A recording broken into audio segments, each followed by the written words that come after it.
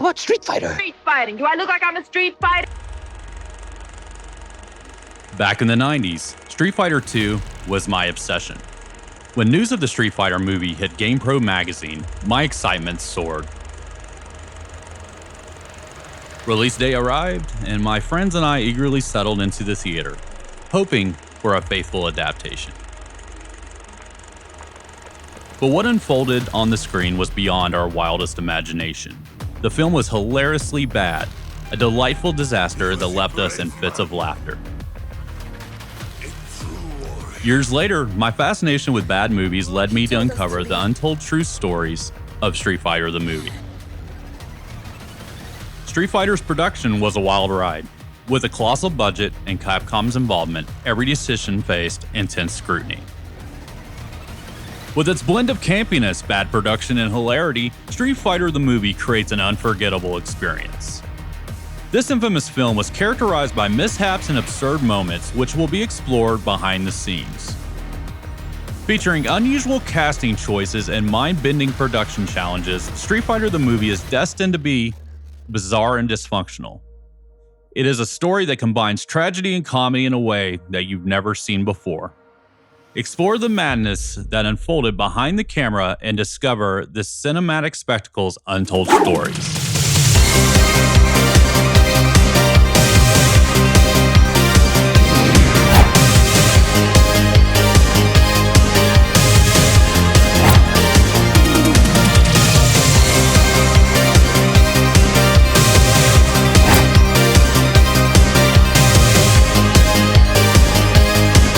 From 1982 to 1992, those were years that flew by. One name echoed through the hallowed halls of Hollywood: Steven D'Souza. Not just a screenwriter, but a master storyteller. It is impossible to list his writing credits without mentioning his list of films: Commando, The Running Man, 48 Hours, and Die Hard 1 and 2. Each film more iconic than the last, solidifying his status as a true Hollywood legend. There is no one-size-fits-all approach to the success in Hollywood. Sure, there are some common elements like craftsmanship, gusto, and a Rolodex that could stop a bullet. And of course, a helping hand from someone already at the top. For D'Souza, that hand belonged to Edward Pressman. Pressman, a producer who'd kickstart the careers of big names like Wolfgang Peterson and Terrence Malick. Capcom, a formidable force from Japan, was rumored to have bold ambitions of transforming their beloved arcade sensation, Street Fighter, into a thrilling American action film series. Pressman saw the dollar signs, so he asked for a chance to pitch. He was ready to enter the ring. Capcom was in a rush. They wanted the first Street Fighter film wrapped and ready by Christmas 1994. And D'Souza, the scriptwriting genius, was a bit of a gamble. But he had Pressman's seal of approval and an unbeatable track record in action filmmaking. So they decided to give him a shot. First, they wanted to pitch, and D'Souza had just had a couple of days to deliver. But then, game-to-movie adaptations weren't the hot ticket they are today. But D'Souza was just grateful for the opportunity. Capcom sent him a package full of information a day after getting the green light. The future of Street Fighter was bright. So I literally stayed up all night coming up with a pitch for the movie. And one of the things that helped me were the materials that were sent to me from Capcom. And at that time, Capcom had a plan for the future where Bison was going to be a Bond-like villain. And they sent me like a giant blueprint of his underground lair that was underneath the temple as seen in the movie. So trying to find some variation from a tournament game. It seemed to be the tournament thing had been played out. I ran with their down the road plans of going in a Bond direction, which is what they hope to do. And so I was right on target when I came in with a story like that. Both parties agreed, no tournament movie. This is going to be a mission story. When Capcom wanted to include the entire game's roster, D'Souza raised a concern. The story would suffer if so many characters were given equal screen time. So he posed a question. You guys name the 7 wonders. Can you name the 7 dwarfs? There's a reason that all these historical things are 7. It's about the most people can keep in their heads. Nobody in the room can name all 7 dwarfs, by the way. They can only get up to 6. The dwarf everyone forgets is back. With a simple compromise, D'Souza convinced Capcom there were 7 characters in all. In Hollywood's connections matter. D'Souza had a valuable ally in Charlie Pacerni, his collaborator from the film Die Hard. Pacerni, an experienced stunt coordinator, joined the project with focus on safety and extensive rehearsal time. Together, they aimed to cast characters with physical prowess. Raul Julia and Jean-Claude Van Damme emerged as top choices. With the stars signed and the budget thin, D'Souza had to be resourceful. He turned to lesser-known talents to round out the cast: martial arts, comedians, and even former bodybuilders. The casting process was exhausting, made worse by Capcom's incessant demands. They wanted more fighters and even more characters on the silver screen. They started with 2 more, then another 2, then another. The initial agreement was shattered. 90 minutes for 15 characters. That's 6 minutes per character. The absurdity of it all made D'Souza laugh. But the constant additions were stalling the casting process.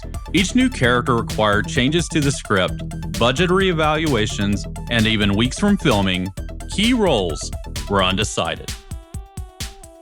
Byron Mann, the actor who played Ryu, didn't even know the film was based on a video game. He was in the dark about what he was getting into. Meanwhile, Capcom was considering the Japanese actor Kenya Sawada for Ryu. He had already played a similar character in Japanese commercials and was a familiar choice. So D'Souza found himself on a flight to Bangkok, scouring a foreign magazine for talent. And there on the cover of Australia's People magazine, he found his Cammy. It was Kylie Minogue, the Australian pop star. Once the plane landed, D'Souza wasted no time. He met with Minogue the next day, and he hired her within hours. At last, D'Souza could finally breathe. With a complete cast, a committed crew, and the job firmly in his hands, he was all set. The cast gathered for their inaugural meeting over a delightful al fresco dinner by the scenic Chao Phraya River in Bangkok. The air was filled with euphoria and excitement. Suddenly, assistants ushered a frail figure to the table. The young actors across from him didn't recognize the man. It was Raul Julia, unrecognizable due to his illness. Julia had recently undergone surgery for stomach cancer. The production crew, unaware of his condition, had scheduled dialogue-heavy scenes for Julia in the beginning, but D'Souza realized they had to adjust. The shooting schedule was flipped. Action sequences first, drama second. Julia was given the time to regain body mass during the first few weeks of production.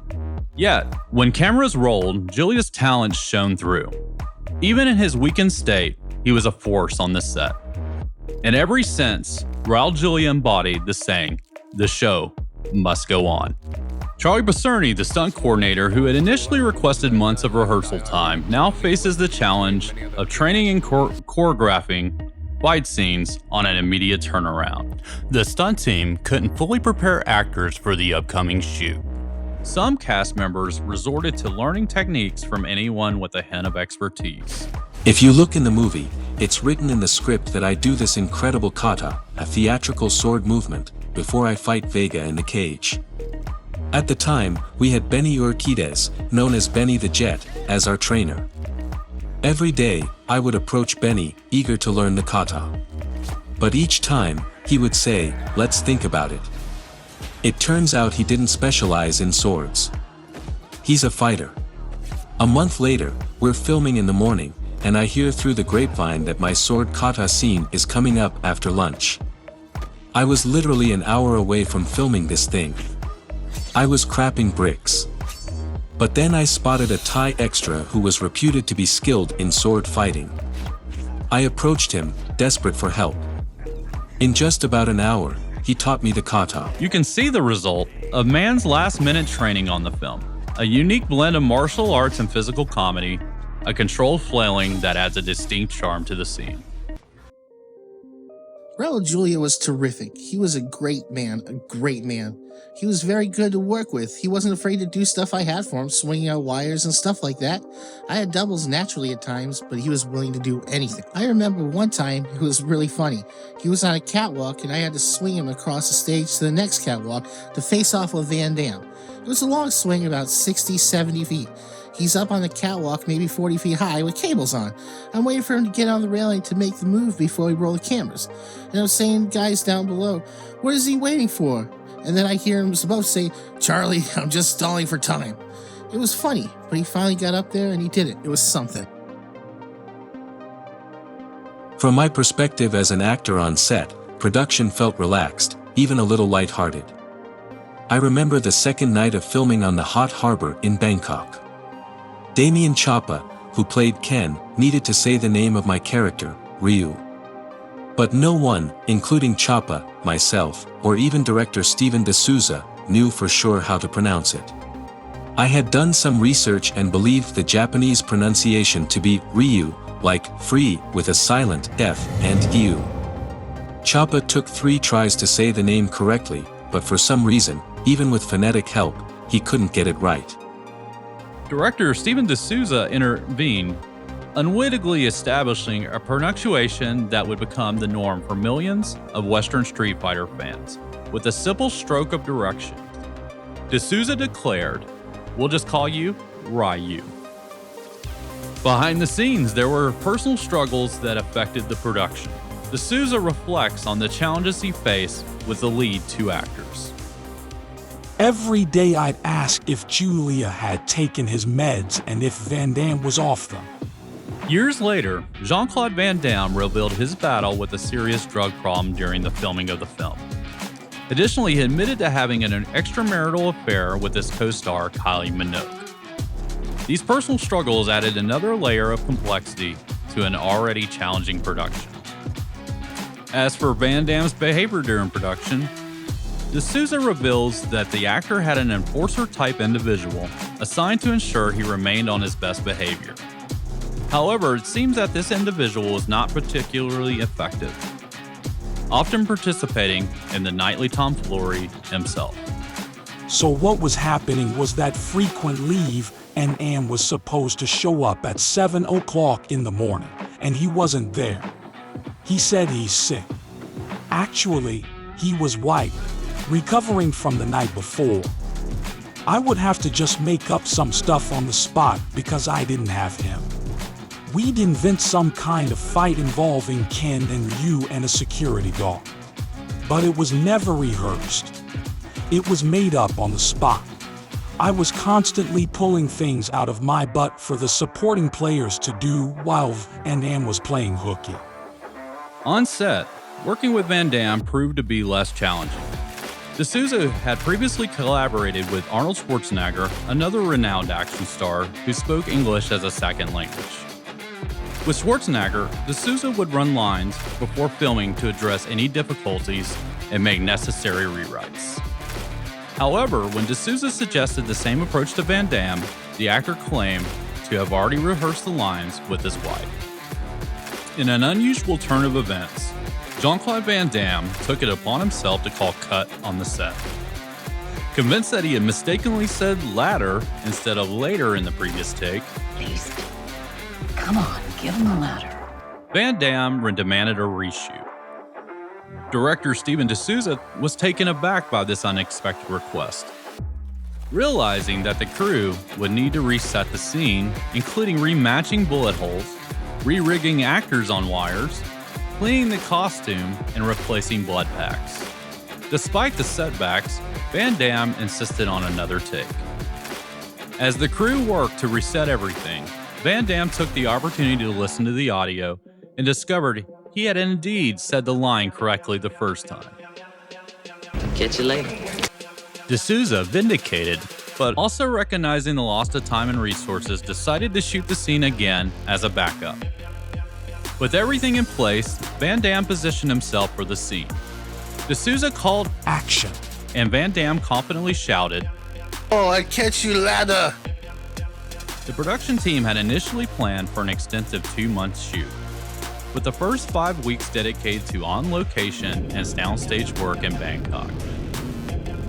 While the breathtaking exteriors of Bangkok astounded the production team, the reality of the soundstage they were promised turned out to be far from ideal. The soundstage was riddled with holes in the walls and ceilings, rendering it completely useless. The actors had to be released, and the team faced yet another setback in the already tumultuous production. As the production unfolded, many catastrophes and major hijinks played out. What now? Been keeping bad company. Reminiscent of a B-movie parody of Heart of Darkness. A crew member suffered skin irritation from contact of the Chao Phraya River water, requiring medical attention. The line producer experienced a heart attack and was unable to return to the production. Another producer responsible for the film's completion, Bond, got into a serious car accident after mistakenly driving on the wrong side of the road. He was unable to continue his involvement, and to add to the chaos, an actor was caught with steroids at Australian customs. In addition to the production challenges, many of the cast and crew struggled with scorching temperatures and unfamiliar culinary traditions of Thailand. The heat and humidity took a toll on everyone's health, leading to malnourishment and weight loss.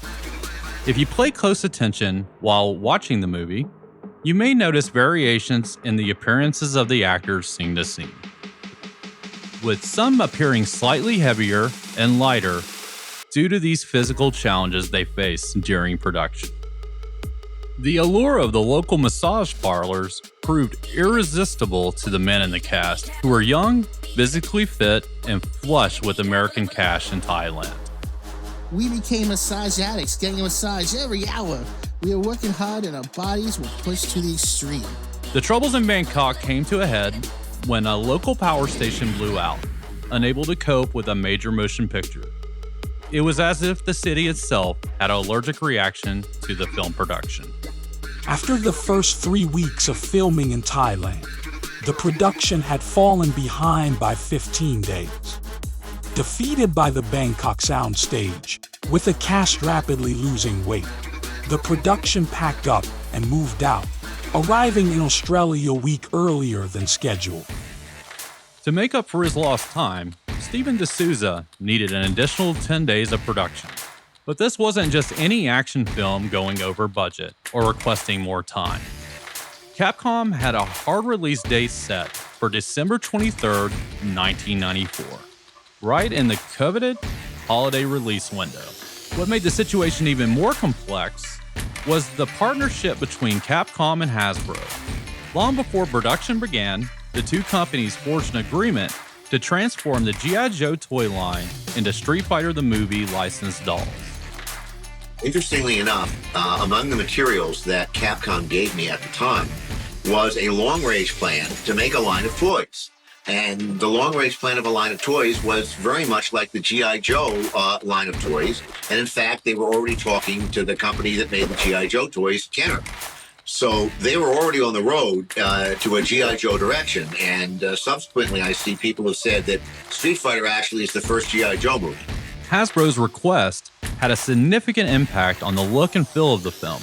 In an August 1993 memo, plans were made for a tank driven by Jean-Claude Van Damme's character in the film to be designed after a current G.I. Joe vehicle, streamlining the resale process. Street Fighter the Movie was positioned to be the ultimate family-friendly, kid-approved, toy-licensed, synergy-branded, big-budget spectacle of the season. And there was no better slot than 2 days before Christmas. The entire team understood the significance of this release date and the expectations that came with it. But the first-time director, Steven D'Souza, didn't receive any extra time for the production. Instead, the studio delivered a challenging message. He would have to fit the additional 10 days of work into the existing shooting schedule. In a stroke of resourcefulness, they turned to the second unit team led by Charlie Percerni who were primarily responsible for filming stunts and picking up shots. The decision was made to have the second unit film entire scenes featuring the supporting cast. This allowed the main unit, led by D'Souza, to focus on capturing crucial scenes with the main cast, while the second unit handled the supplementary footage. In Australia, the second unit would operate in Studio B, while the main unit shot scenes featuring the stars and leads in Studio A. The A team, led by D'Souza, had the support of famed cinematographer William Fraker, who captured the breathtaking demonic look of Rosemary's Baby. Fraker guided D'Souza, helping to answer the questions of a newbie director. D'Souza, already unhappy with what he calls the horrible egos of stunt people, discovered too late that the game's special moves weren't being incorporated into the brawls filmed by Pacerni. Pressman said, "You have to do it. We're behind." So I did it. D'Souza sat down and watched. I felt terrible about doing stuff like that. I didn't want to have to do that. I was forced to do it. That was what they wanted, so I did it. D'Souza didn't like it too much. He thought I just wanted his credit. I didn't want his credit. I just wanted second unit director. That's all. I don't want to be a first unit. I just did my job. The tension between D'Souza and Pacerni grew as their roles blurred. Pacerni saw D'Souza's insecurity and lack of experience as a hindrance to the production, while D'Souza felt his creative vision was being compromised. The strained relationship between D'Souza and Pacerni added to the already chaotic and challenging nature of the production, further contributing to the turbulent atmosphere on the set. Pickerney threatened to leave the production a week before wrap. There was a big fight between him and D'Souza. I remember Pickerney walking. Tensions reached a breaking point between Pacerni and D'Souza, leading to a significant clash that put the production in jeopardy. Pacerni's departure left the set without a director, and it was up to others, including the renowned cinematographer William Fraker, to step in and helm certain scenes. We had no director on the set. Fraker directed some scenes. To us, at that point, it was like no problem. With the Australian shoot wrapped, the production was not yet complete. The actors were surprised to receive a call a month later, informing them they had to travel to Vancouver to finish the movie. However, the footage from Thailand, including the early fight work led by Pacerni, did not incorporate the game's iconic special moves. In response to Capcom's request, D'Souza reshot the fight to capture the true essence of Street Fighter. As challenging as the production had been, D'Souza now faced the daunting task of bringing all the footage together in the editing room. It was there, away from the chaos of the set, where they could shape the film and make best with what they had. With the popularity of the gory toy tie-ins from franchises like Aliens and RoboCop, parent advocacy groups became sensitive to R-rated toy merchandise. Knowing this, Hasbro and Capcom agreed from the start that Street Fighter the movie would not receive a rating higher than PG-13. D'Souza understood the delicate balance between maintaining the essence of Street Fighter while also adhering to the parameters of the PG-13 rating. He would carefully choose the violent elements to retain in order to capture the spirit of the game and please both Hasbro and Capcom. It was a delicate task that required skillful editing to ensure the film appealed to its intended audience. On November 7th, a devastating shooting took place at Wycliffe Middle School in Ohio. Wycliffe Middle School students go back to class for the first time since Monday's shootings, but as life tries to get back to normal in Wycliffe, the city turns out to mourn the man killed. For children, some children saying, that they would, if they could have taken his place, they would have just saved his life. Leaving one person dead and several injured. In the midst of heightened sensitivity to violence in the media, Street Fighter the movie fell victim to this environment. Symbols. We're all familiar with them. There are shortcuts to vital information.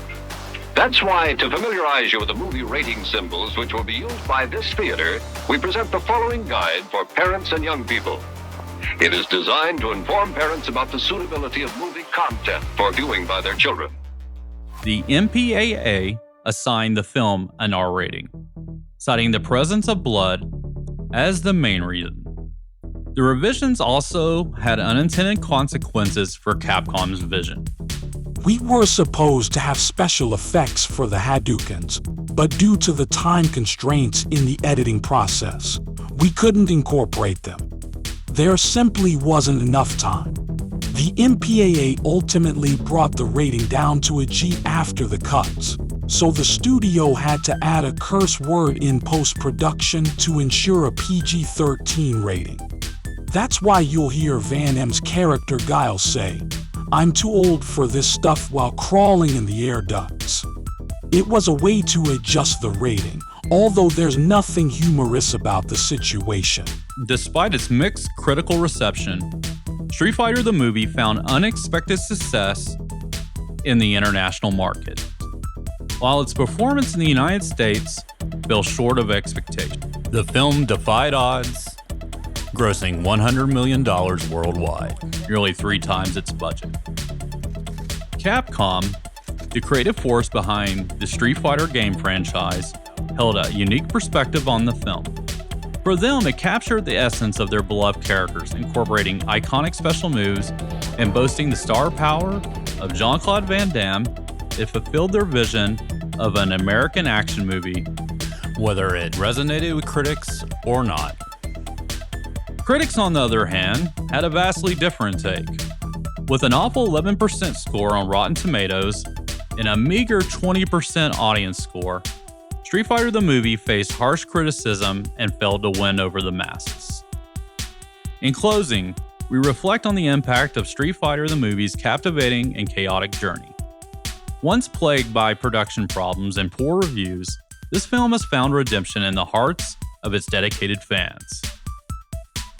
Known for its unintended humor, mindless entertainment, and Raul Julia's unforgettable presence, Street Fighter the movie has become a beloved cult classic.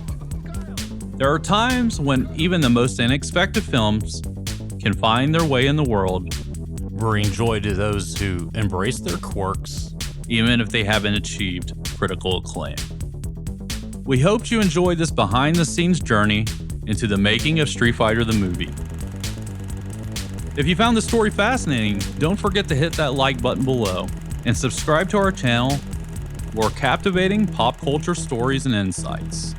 We appreciate all your comments and feedback on this video. Let us know your thoughts on the Street Fighter the movie and the experience of its cast and crew. Your engagement is greatly appreciated. Remember to hit the notification bell so you don't miss any updates from our channel, and thank you for watching. Until next week.